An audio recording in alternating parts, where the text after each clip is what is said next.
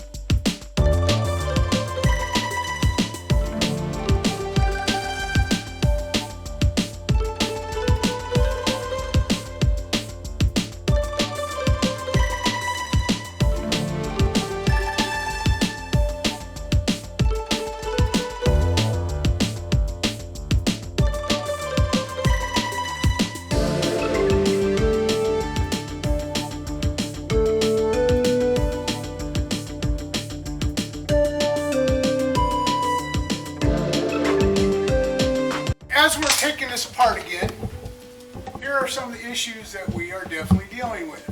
Over here, you can see that I've got my 4x6 beam, or post, or pillar, whatever you would call it. It is running all the way up through the second floor. That 4x6 goes up through the second floor and it comes down to here. And right here,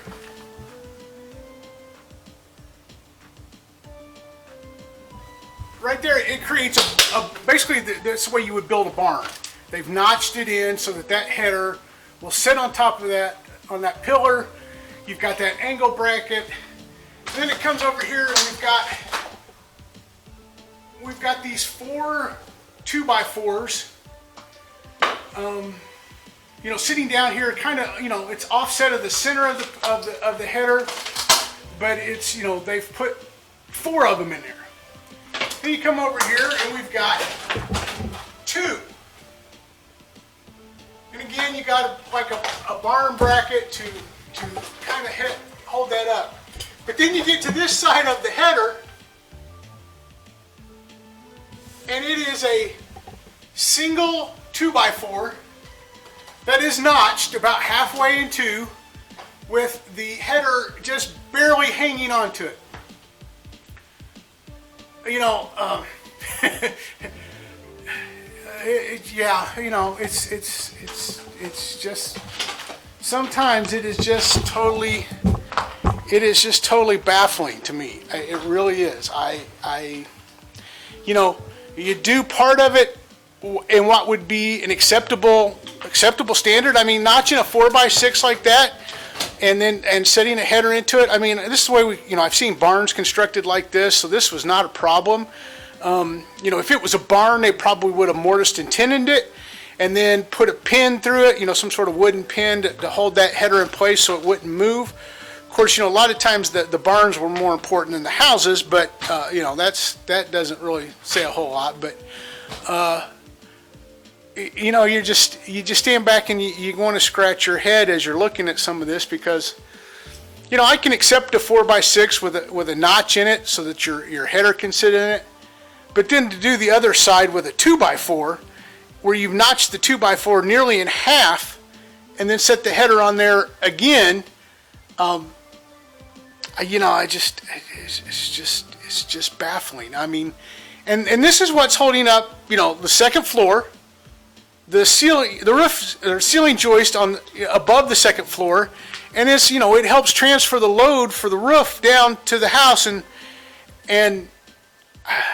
you know, the more I take this house apart, the more I'm really surprised that it doesn't sag and droop and crumble more than it does. You know, there's lots of issues. You know, obviously I've taken all the drywall off this ceiling, and this ceiling had lots of issues. I mean, that we've already covered, but it's just kind of amazing to me that, you know, we've got these bookcases in here, and so far, honestly, I've gotten part of one of them apart, but that's all the farther I've gone with it. And I think it's I'm almost, you know, I almost don't want to take them out yet, because honestly, I think that these bookcases, these trim bookcases, I mean, they're made out of plywood. I mean, some plywood and 1-bys. So, you know, these are acting as support for it right now. So I'm going to have to put some sort of some sort of pillar, some sort of post or something in the center of this, and probably give it a little bit of a jack just to get the pressure off of the bookcases, so I can take the bookcases the rest of the way out. Especially after taking this, you know, all the plaster off of here on this side and looking at it, I'm more convinced that these bookcases are helping to hold it up than, you know, you don't want your trim components being your structural components as well. That's usually not the way things work, and it's indicative of a lot of things in this house. You know, I know a lot of people have really complained that I'm, you know, tearing out all the plaster, and I didn't need to go this far. But yeah, I do. I have to go this far, because that, you know, why go through all this trouble and not fix it all? That's my, you know, my theory has always been in life that let's do it once, let's do it right, and let's move on down the road so we don't have to come back to it. So yeah, I want to do it all at once. I want to fix all the issues at one time, get them fixed, get them done, so that I don't have to worry about the rest of my life and the rest of my son's life or whoever inherits the house. I don't have to worry about it. They won't have to worry about it either. It'll be something that is no longer an issue.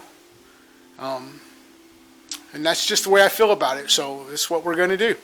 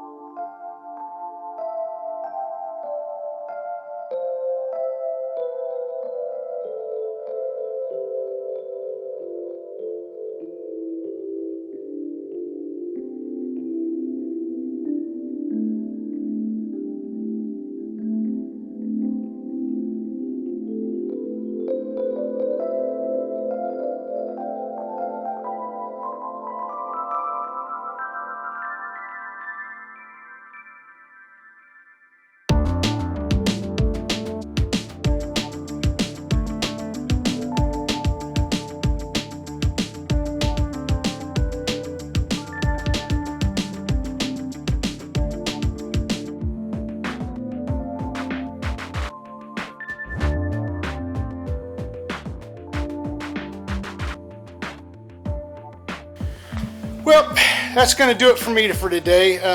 We got a little bit done. We got the rest of this room finished. Got it out. Got all the plastic, the lath off this side.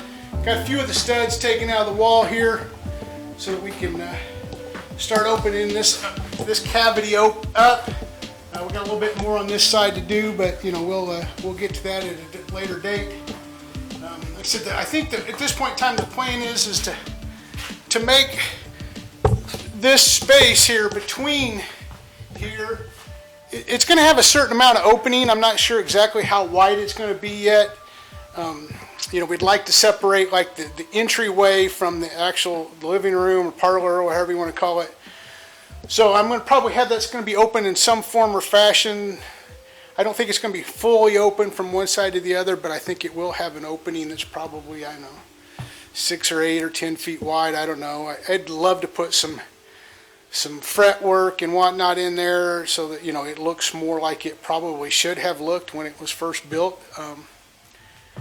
But that's way down the road. That's a long way off. I will worry about those things when we get to those things. But for today, that's going to do it inside here. I've got to go mow. I've got a couple of yards here. I got this yard and another one, and to go take care of, and part of another one. So I will be. My afternoon was pretty busy, and that'll take pretty much what I've got left as far as energy and time. So we look forward to seeing you again soon.